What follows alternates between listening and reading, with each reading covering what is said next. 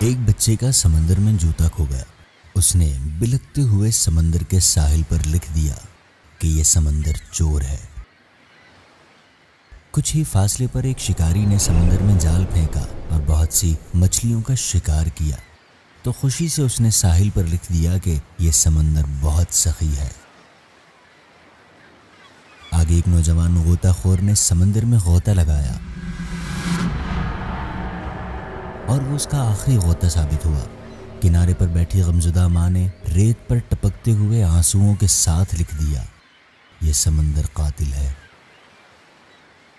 آگے کچھ ہی فاصلے پر ایک بوڑھے شخص کو سمندر نے موتی کا تحفہ دیا، تو اس نے فرط جذبات میں آ کر ساحل سمندر پر لکھ دیا کہ یہ سمندر بہت دینے والا ہے۔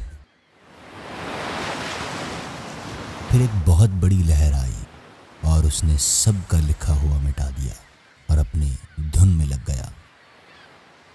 بچے کے جوتا گم ہونے میں، نوجوان کے قتل ہونے میں سمندر کا قصور نہیں تھا، البتہ بہت ساری مچھلیوں اور موتی کا تحفہ دینا سمندر کی اچھائی تھی، لیکن سمندر نے سب کو مٹا دیا۔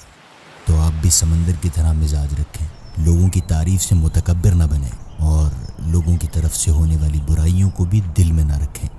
کسی بھی شخص کی بات کو آنکھیں بند کر کے مان لینے کے بجائے تھوڑا غور کر کے اس کی بات کے زاویے کو بھی دیکھ لیں کہ ہو سکتا ہے اس کی اپنی غلطی ہو جس کا الزام وہ سامنے والے پر لگا رہا ہو، اور آپ اس کی باتوں میں آ کر کسی اچھے دوست سے بلکہ بعض اوقات کسی قریبی رشتہ دار سے بھی محروم ہو جاتے ہیں۔